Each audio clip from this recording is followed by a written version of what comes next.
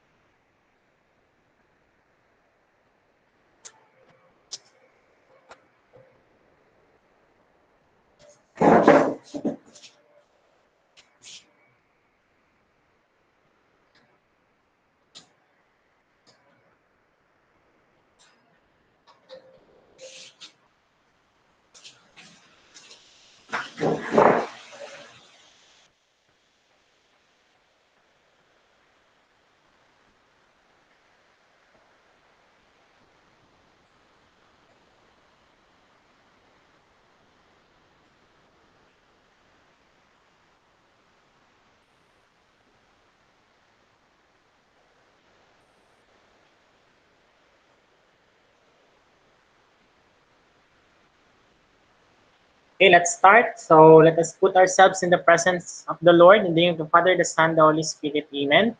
Lord, we thank you for this afternoon. We thank you for the rain that showered in our country today. Lord, may you pour this rain into proper path wherein the plants can grow and people can live peacefully even there is a strong typhoon. Lord, we are asking for the Holy Presence to be with us today so that the people around us may be protected and um, reach your destination as you would like us to go. This we ask in Jesus' name we pray. Amen. And in the name of the Father, the Son, the Holy Spirit. Amen. So good afternoon, everyone. Good Good afternoon po, afternoon po, sir. sir. Good afternoon po, sir. Okay. So I know some of you are nagtataka why we are still having an online class. Again, as to repeat, na under po tayo ng isang research program ng Department of Education at the same time ng Notre Dame of the Jangas University at ng GSC and SAT. So, every day po or 4 times a week po ang ating Mathematics 7. So, to begin with, we will have a poll question. So, kindly open on your browser, yung parang internet ba, uh, slido.com. Or kung gumagamit naman kayo ng cellphone na automatic, you just open the camera, then itapat nyo siya sa barcode or sa QR code na nasa harap ng inyong screen. Automatic, merong maglalabas dyan na word na Slido, then i-click nyo lang yung Slido. Again, if you are using browser or laptop or cellphone na may Internet Explorer, punta lang kayo sa slido.com. Then you type the code 47730.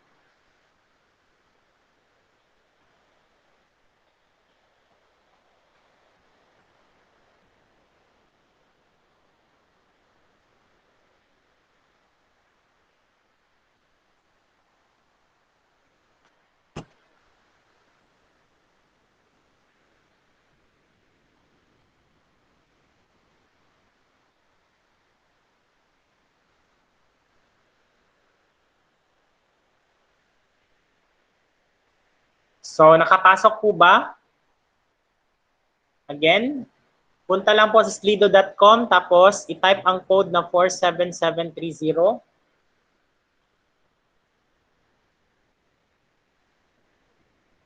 Tapos meron pong question dyan. Pakibasa tapos pili lang po ng sagot. You're just going to choose short or tall from the answer.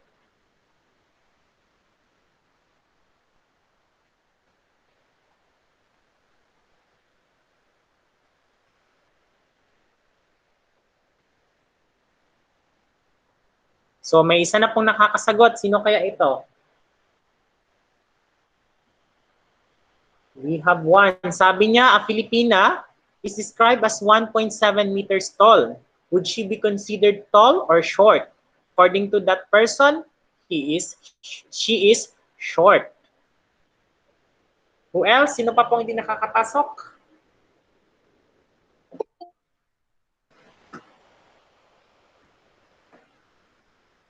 Again, kindly open Slido. Same. The three others, nagsagot na po. Sabi nila, short daw si Filipina na yan, 1.7 meters. Let's find out kung merong sasagot ng tall.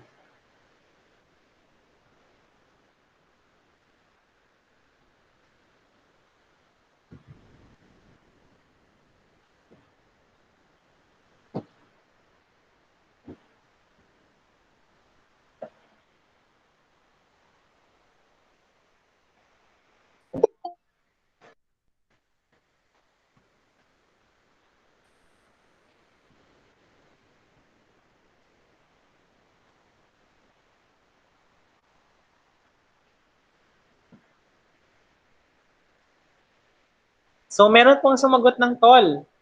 So 7 students pa lang po ang nakakasagot. Still waiting for the others to answer. We have 13 students present.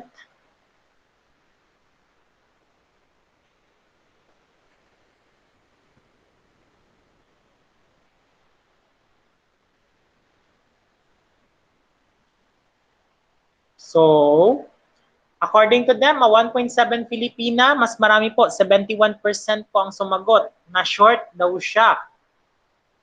Putot in Bisaya or in Tagalog, pandak. Pero meron naman nagsasabing matangkad po siya, 1.7. So, ano nga ba ang sagot dyan? What do you think is the answer? So, I think we are now ready to proceed. So, is he short or tall? So, we will find out as we go along with the lesson. So, may ako na-reveal yung sagot. Let's proceed first with our lesson. So, the history of measurement. I would like you to get your notebook and copy the important details that may come out in this lesson. So, what is the history of measurement? So, it started in what country? Kindly type your answer in the chat box. Saan kaya siya nag-start based sa picture? Anong Egypt. country yan? Egypt. Yes, RW. Tama, meron pong Egypt, pyramid sa Egypt. So, basically, the history of measurement or the first record of people who tried to measure using their bare hands or bare body parts is the Egypt. Again, bare body parts. Ibig sabihin po, gamit po ang kanilang katawan. So, in this 3rd century BC, in Egypt, people used their body parts to determine the measurements of things. So, similar to what you have done yesterday, you were able to use your dangkal, dipa, and dali, or in other words, the forearm, the palm, what's the other hand? The hands, and others. So, gumamit po sila ng katawan or body parts. So, some of those parts are used as a measurement. So what do you think are the other body parts that we can use as a measurement? Sige daw, type on the chat box, please. Ano kaya ang mga other body parts na pwede pang gamitin for measurement? Yes, Hannah, paki-copy po. Yes, from Gorgonio, that is very good. Hands. We can use hands or the whole hands talaga, yung the whole kamay natin. What else? Ano pa bang body parts ang pwedeng gamitin? Nakanukat. Finger. Yes, isang finger. Isang finger. Pwede po. What else? Thumb. Yes, one thumb. Minsan nga, ginamit ng tatay ko, gaano kalaki yung bibilhin kong tubo? Sabi niya, one thumb. So, pinasukat niya nga talaga. The palm, of course. The whole body, according to Urgel. Pwede nga bang the whole body? Pwede po. And na-experience ko na rin siya pasukatin ng isang tela na whole body ang height or ang lapad. What about paa or foot? Ginagamit din ba? Yes, Piel. Very good. That is foot. Ginagamit din po ang paa. Actually, yung foot na 1 foot or 2 feet, dyan po nanggaling sa paa. So, okay. So, copy. Next. During this period, ang tawag po sa king ng Egypt is what you call Pharaoh. So, the Pharaoh were able to use different parts of the body of their alipin or peasants. Ngayon, merong pinagtataka itong Pharaoh. Sabi niya, sige, gamitin nyo ang inyong forearm. Pagsukat nyo ng forearm, magkakaiba-iba man ang height ng tao. Ngayon, magkakaiba-iba din ang sukat ng forearm, di ba? So what do you think will happen sa pyramid kung magkakaiba-iba ang sukat ng forearm ng kanilang mga alipin? Ano kaya mangyayari sa pyramid? Hindi pantay. Yes po, hindi pantay. Ano pang mangyari kapag hindi pantay ang pyramid? Anong mangyayari? Walang pyramid. So, yung pyramid, hindi siya magiging pyramid. Baka maging triangle lang siya. Tama? And basically, baka babagsak pa yung pyramid kasi nga hindi pantay. So ngayon, nag-decide itong king or pharaoh. Sabi niya, okay, ganito, para pantay ang ating panukat para sa lahat, sige, gamitin po ninyo ang aking forearm. Ang forearm ko ngayon ang panukat para sa pagbuo ng pyramid. Ganun po ang nangyari. So ngayon, tinawag itong cubit. Ibig sabihin, the forearm length of the pharaoh. So, copy.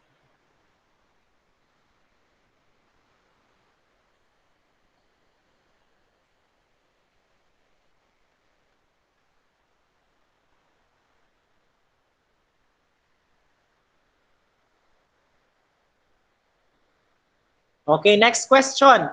What if the king will die or the pharaoh will die? Will the cubit change after his death? Will the cubit measurement change after his death? Yes or no? Sabi po ni Kiel, it's no.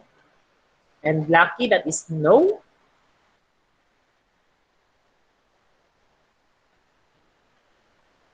Arclui, Hannah, Sebastian, still no. France, still no. So, no nga ba? Okay. Kapag namatay po ang king or pharaoh, change din po ang cubit. Kasi nga po, bagong king naman siya, susundin naman yung kanyang forearm. So, ganun po ang mangyayari. So, ganun po sa Egypt. That is correct, Josel. So, let's proceed. Are you done copying with this? Yes. Okay, let's continue. So, by the way,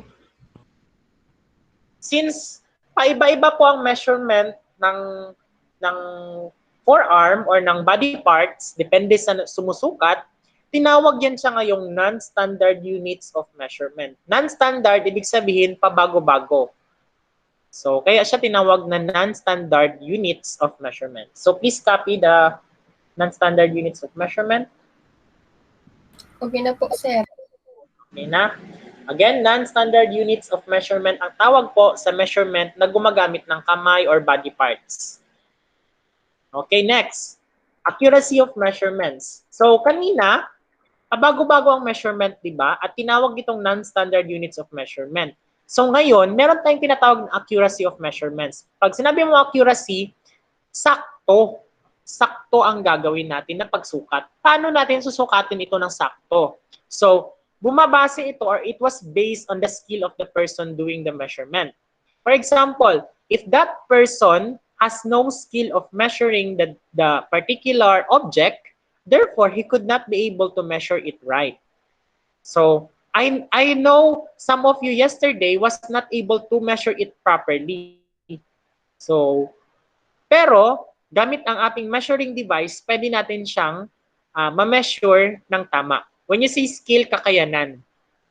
So ano yung mga measuring device or tools na ginagamit panukat? Example, ako na magbigay, ruler. Sige daw, type on chat box kung ano pa bang iba. Steel tape po, sir. Yes, we have the steel tape. Meter stick po, sir. Yes, that is also correct. Yung panukat para sa timbang, anong tawag? Timbangan. Scale. Playing skill? Weighing? Weighing pala. Weighing is play. Weighing scale. Yung panukat para sa lagnat. Thermometer. Yes, thermometer. Ano pa ba? Yun na lang muna. Yun pala yung malam ko na question. Okay, next. Second one is the precision. Precision of the instrument used in measuring. Merong instrument or device na ginagamit ang tao na panukat. Pero, ang iba dito, hindi tama. For example, hindi ka pa nakapatong sa weighing scale, may 1 kilo na. Di ba? Tulad sa palengke, ang iba nandadaya dyan. Yung 1 kilo mo dito, pagdating sa kanya, hindi pala 1 kilo. Or pagbili mo ng 1 kilong isda, pagdating nyo sa bahay, kinilo mo, hindi pala umabot ng 1 kilo. Kuwan lang pala, 900 grams. So, minsan nadadaya tayo. So, precision po ang tawag dyan. Another thing, yung 5 inches na pagsukat mo ngayon, tapos sukat din ng classmate mo, hindi umabot ng 5 inches, 4.7. So maybe your ruler is incorrect. Ganun po ang nangyayari. Kaya po, gumamit talaga kayo ng instrument na akma or tama. Next, ano yung akma?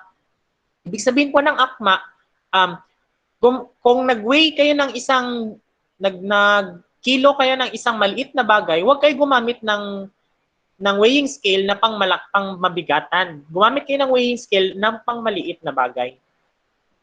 Example, nag-weigh kayo ng isang sakong bigas, tapos ang weighing scale nyo, yung pang 1 kilo lang, masisira yung weighing scale ninyo. So yan po yung tinatawag na precision of instrument. So please copy the 2 numbers and the title. Electric tester para sa kuryente.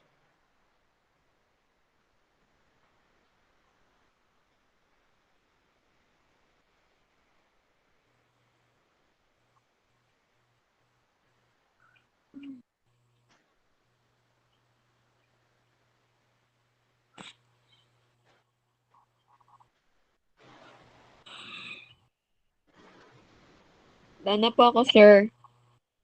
Okay po. So si Eric Louie nagasulat pa.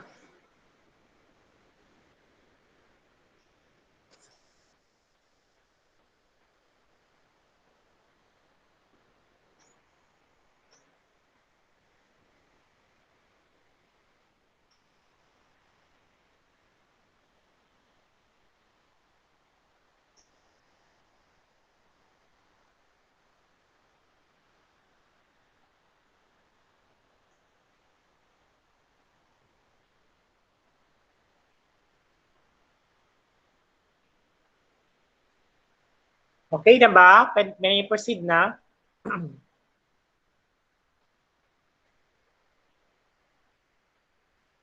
Okay, I will proceed na. Okay, the next one is the English. So, natapos na tayo sa non-standard of measurements. So, proceed naman tayo sa yung medyo latest na discover kung paano nag-start ang panukat or pagsukat.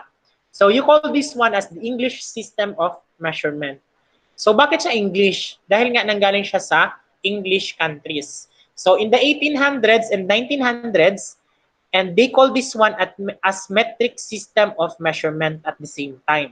So, it became the most used system of measurement worldwide. So, noong 1800s, gumamit sila ng English system of measurement or mas kilala ngayong metric system of measurement, and they are using this one. The countries on that time use this one or most really use this one.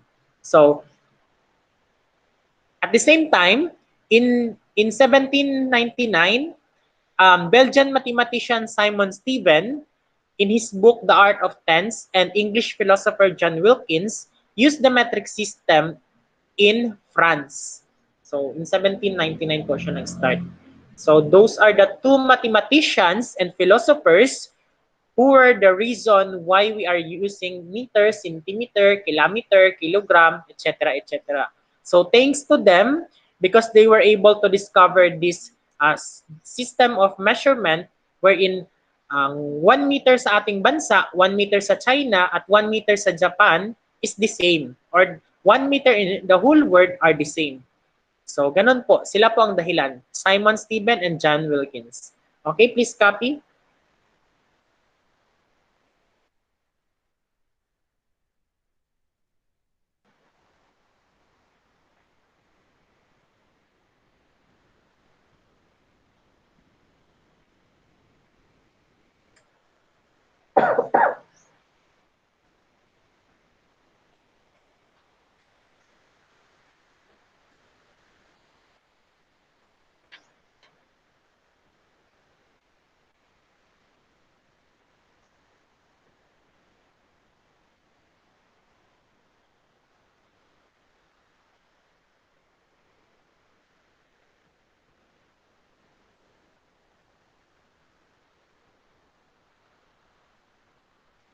Hello, ma'am. Nakiklase, ma'am.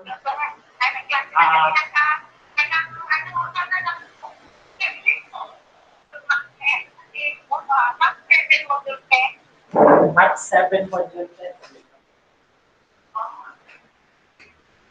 7. Ang module 6 lang naman na-release.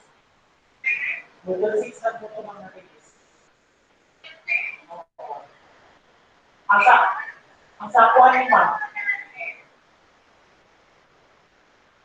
Sakuan niyo, ma'am. Dito ko yung pag-list.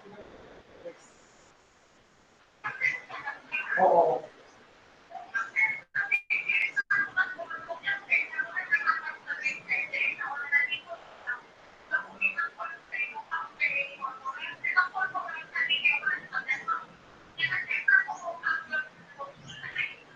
Ang straight corporal, magkasaya po lang.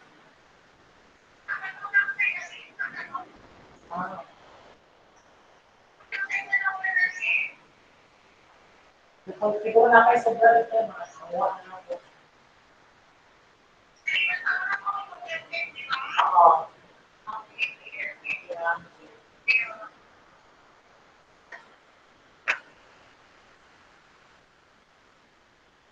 Okay, sorry for the interruption.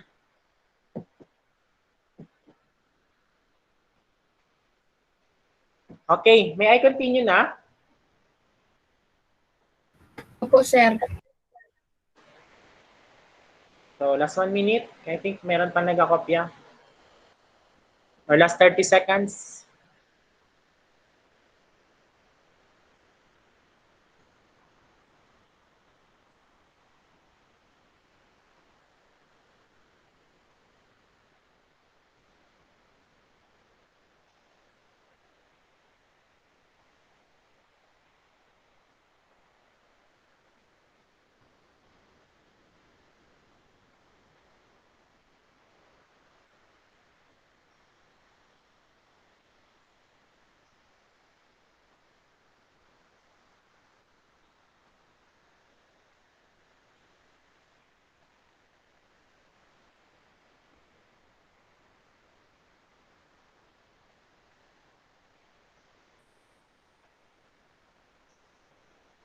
Okay, let's proceed na. Again, take note of Simon Stevens and John Wilkins. During this time, they are the famous mathematician and philosopher who discovered the systems of measurement.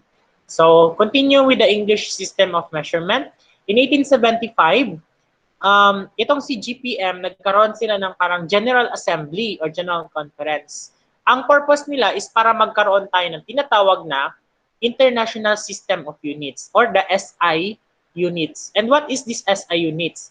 Ibig sabihin po ng SI units, lahat po dapat ng countries, pantay-pantay na yung ginagamit na or pare-pareho na yung ginagamit na measurement.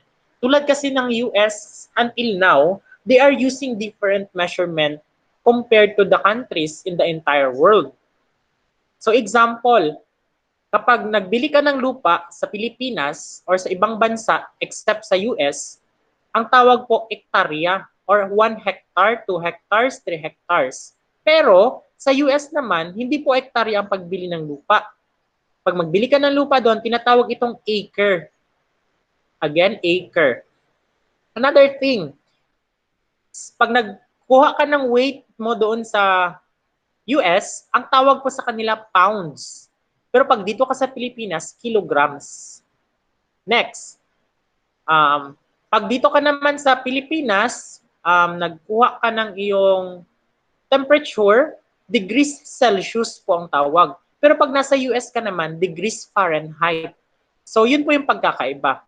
So kaya ngayon, ipinatupad ang International System of Units so that countries may follow the proper and the most widely used system of measurement. So please copy.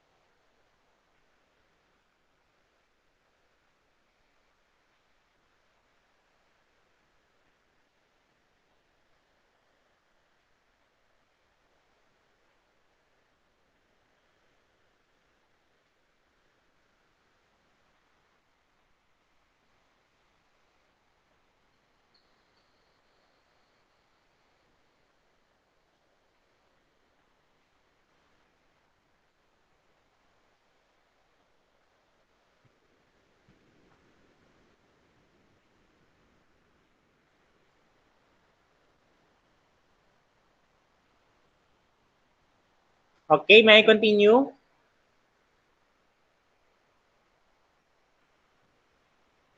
Opo, sir. Okay, pag hindi natapos, sabi lang kayo ha. Okay, continue tayo. Next, the prefixes in the metric system. Ito, no need to copy, just to inform everybody lang ito. Again, no need to copy. So, prefixes in the metric system. So, ano yung prefix? Pag sinabi mong prefix before the root word. For example, yung root word mo, meter.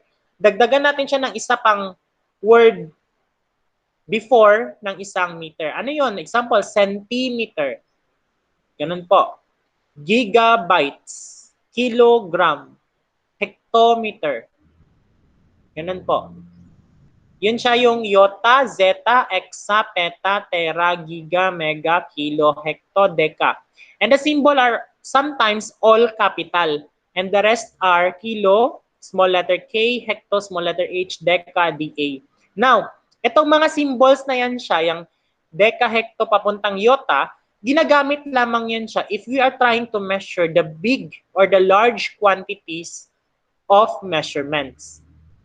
Kapag hindi naman po large quantities of measurements, hindi ito gagamitin. Para lang ito sa large quantities. Now, take note, the factor is times 1 billion, 1 trillion, 1 quadrillion, ganun po. Times 1,000. So, ibig sabihin, malalaki siyang numbers. Okay, diretso sa times number. Times that big number. Ganun po. Next. Again, no need to copy. Kapag maliliit naman po na bagay ang ating sinusukat, ito naman po ang kanyang factor, times 1/10. Ibig sabihin merong 1 over. Kanina po as you compare, wala po siyang over. Diretso siyang times 1 billion, 1 trillion, ganun po. Pero pagdating dito, times 1/10. 1/100, 1/1000. Kasi nga, maliliit na bagay ang gina-measure natin dito. Very small objects. Example, weight ng bacteria, weight ng isang germs, or ang height ng isang bacteria, ganun po. So we have the examples of prefixes deci, like decimeter, centi, centimeter, milli, milligram, micro, micrometer, nano, nanobyte, pico. Ano know about pico? Femto, ato, zepto, yokto. So those are the prefixes that our metric system is using right now. Ito po, kailangan nyo po itong kopyahin. The 7SI base unit. Itong 7SI base unit, lahat ng countries gumagamit nito. So the length, meter po usually ang ginagamit natin.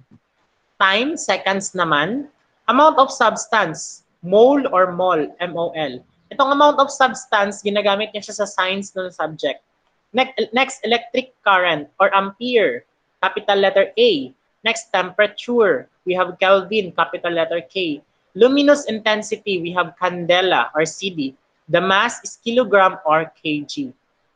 In our country, temperature, gumagamit tayo ng degrees Celsius. But if we are trying to use the SI units of system, dapat ang gagamitin natin is Kelvin.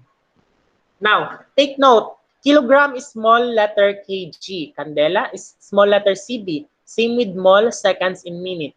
Now, bakit po si ampere and Kelvin are all capital? Why? What do you think is the reason? Meron bang nakakaalam? Copy ito ha, please copy this one. So ito po, si ampere, tao yan siya. And kapag nagsulat ka ng apelyedo, di ba dapat naka-capital letter ang first letter? Same with Kelvin, tao din po yan siya. Kaya ngayon, si ampere, capital A, si Kelvin, capital K. Yan po yung reason. Apelyedo po yan ng mga scientists na nakadiscover ng electric current and temperature. So, copy.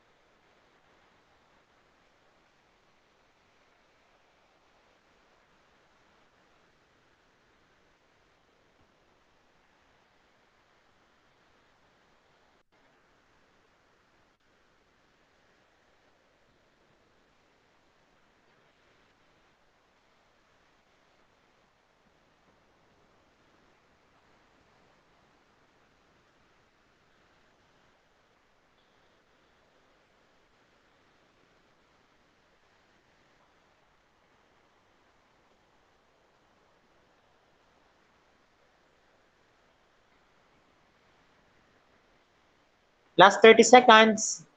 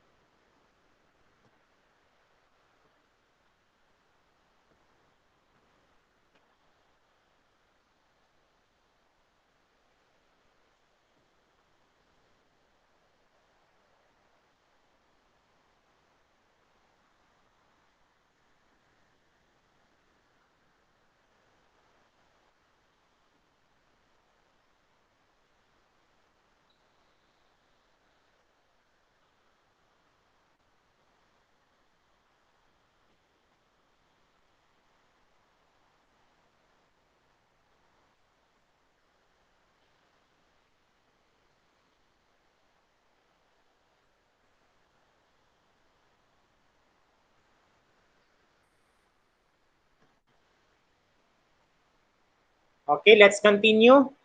So that's the base unit and the quantity of the 7SI or System International Base Unit. So let's have example number 1. So if you have a ruler or tape measure, kindly take them out and we will try to use that one. Another thing, kung meron kayong protractor, meron din po yun siyang ruler sa gitna. Pwede nyo yun siyang gamitin. Or triangle, pwede din yun siyang gamitin.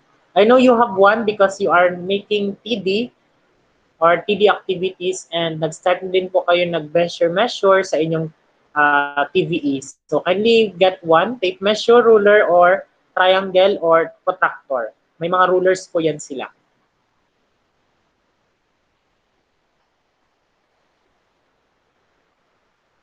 Okay, sino po ang merong measuring tools? Kindly type po ng me. Kindly type the word me para malaman ko kung ilan po ang meron.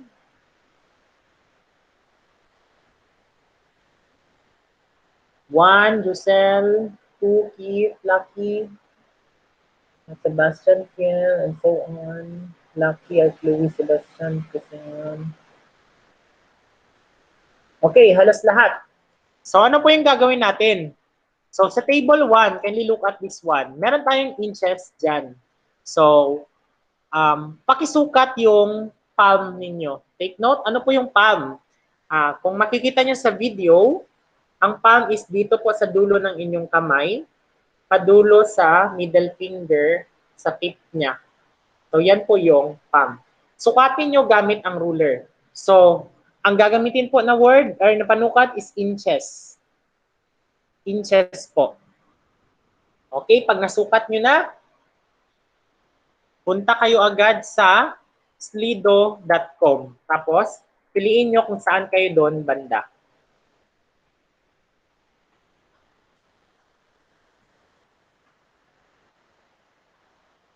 So, ito yung sagot ng other sections. Tingnan natin kung saan kung madadagdagan ba ang 3.1 to 4 inches.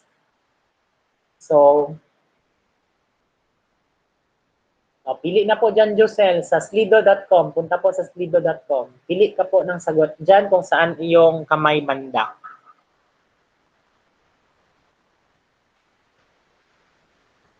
So, nadagdagan po si 4.1 inch. Same with others.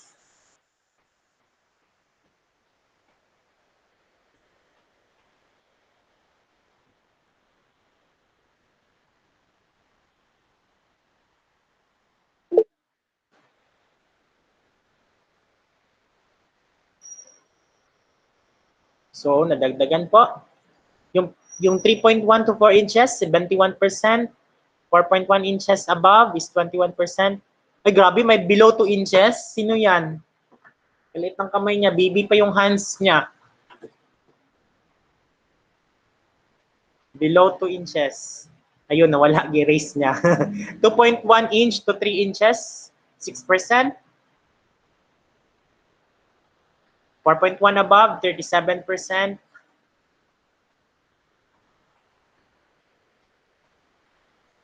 Okay. Some more, waiting for the others.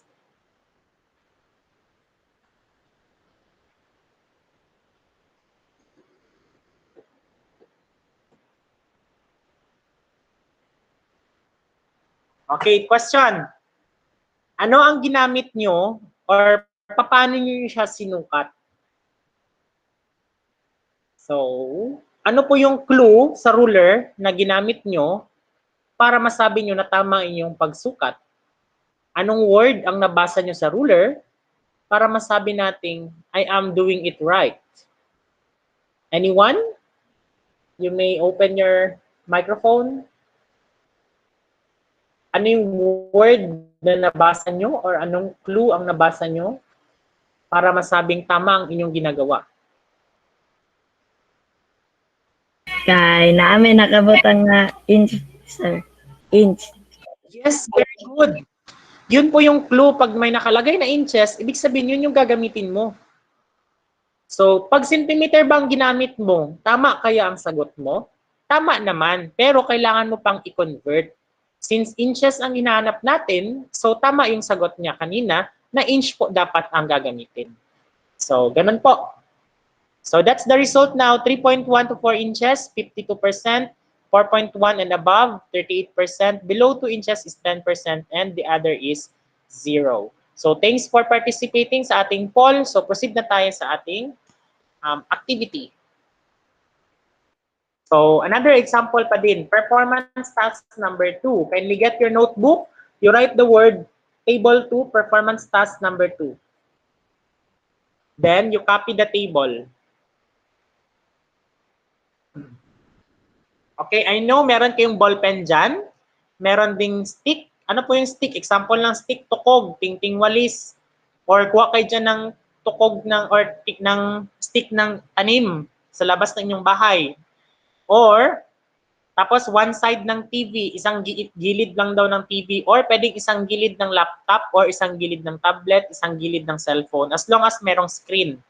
So, ano yung gagawin nyo sa tatlo na yan? Susukatin nyo gamit ang centimeter. Pag nasukat nyo na yung tatlo gamit ang centimeter, sukatin nyo naman gamit ang inches. Tingnan natin kung tama ba ang sagot ninyo. Malalaman ko kasi na tama ang sagot nyo kung malalaman ko kung sakto ang pagkasukat nyo sa centimeter at saka inches kung pag-convert ko ng inyong answer is correct. So, your performance task number 2 will be done for 10 minutes. Time starts now.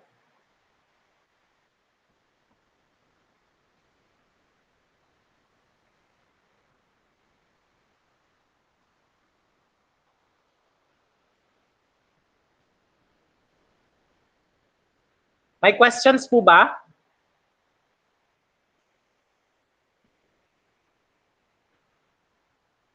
Ako na lang mag-question. Lahat po ba ng side ng TV susukatin? Hindi po, isang side lang po. Kung walang TV, laptop. Kung walang laptop, tablet. Kung walang tablet, cellphone.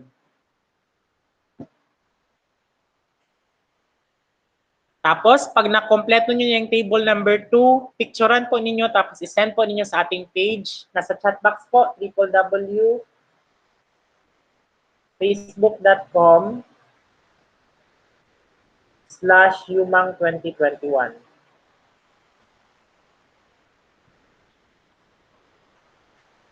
Okay, you have 10 minutes para matapos yan.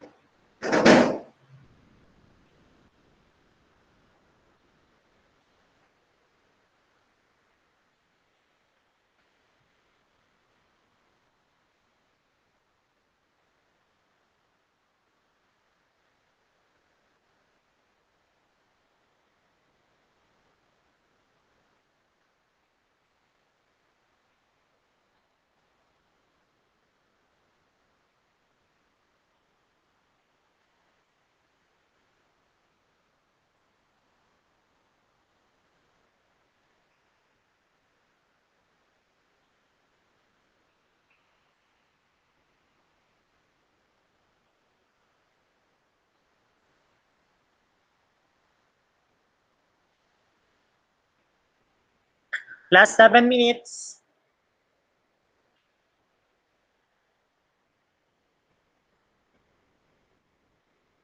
If you're done, you type the word done on the chat box para ma-check ko agad sa inyong gisend sa akin sa page.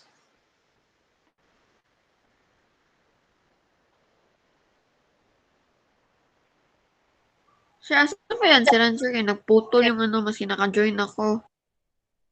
Yan pong table 2, kopyahin po yan siya.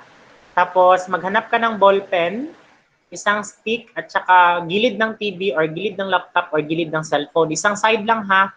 Susukatin mo gamit ang isang ruler.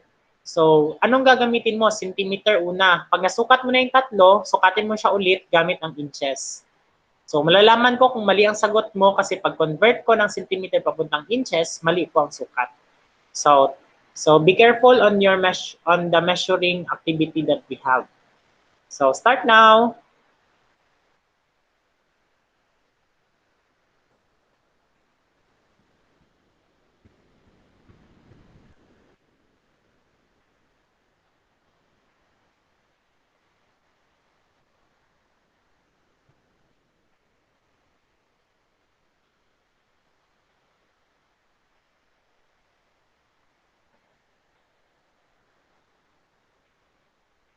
Last 5 minutes.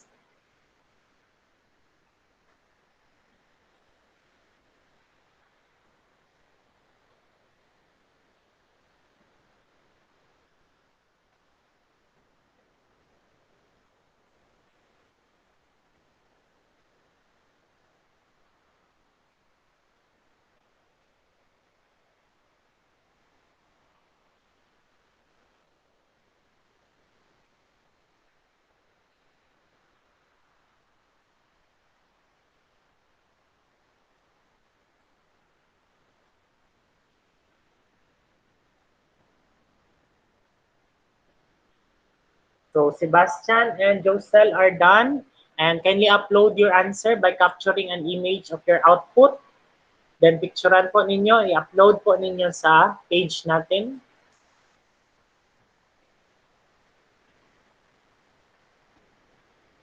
Last 4 minutes.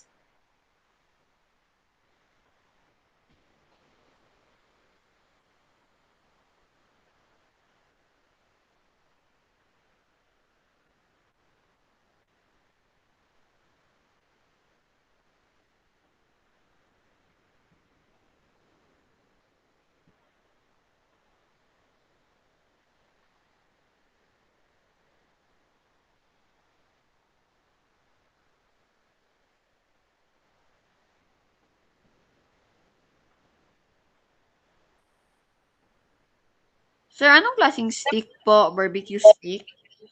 Any stick po. Pwedeng barbecue, pwedeng tukog na tingtingwalis, or stick na galing sa punong kahoy na maliit. Huwag naman yung malaking stick ha. Hindi na yung stick. Sanga na yun.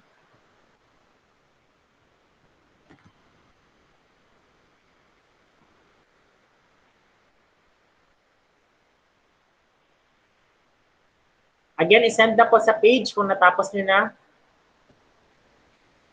Para ma-checkan ko agad after the class. Last 3 minutes. So, possible, mag-extend tayo ng 2 minutes para matapos talaga lahat.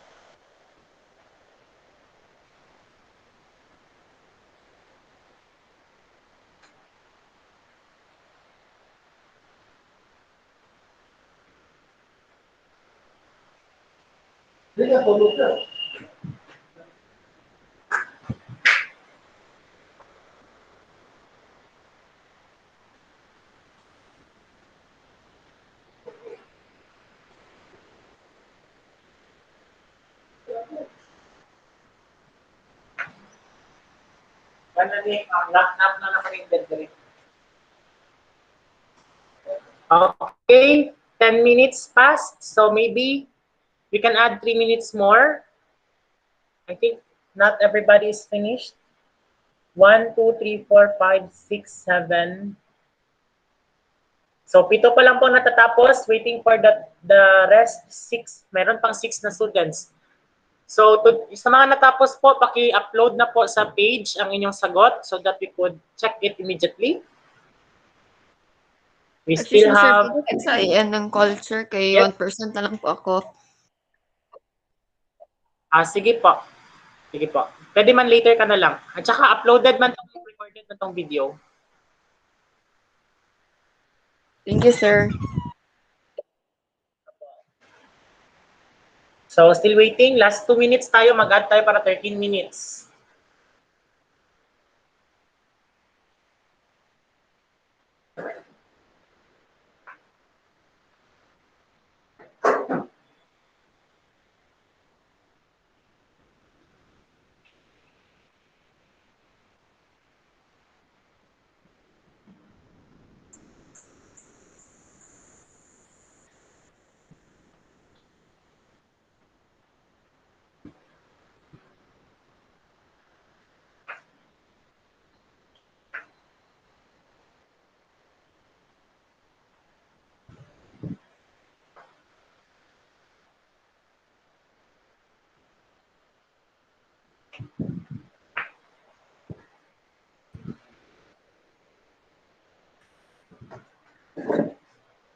Okay, last 1 minute.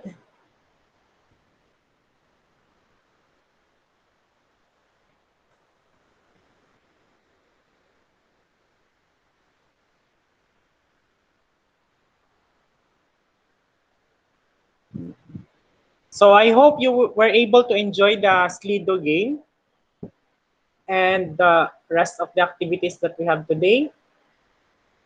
So we have 4 minutes more. So but it ends our lesson. So still waiting for the others to finish. So sa mga tapos na po nag-send ng kanilang sagot, you may now leave the video conference and rest muna kayo. So goodbye everyone. Thank you and I hope you enjoyed the lesson as well as the activities and the games that we have today. So tomorrow again, see you.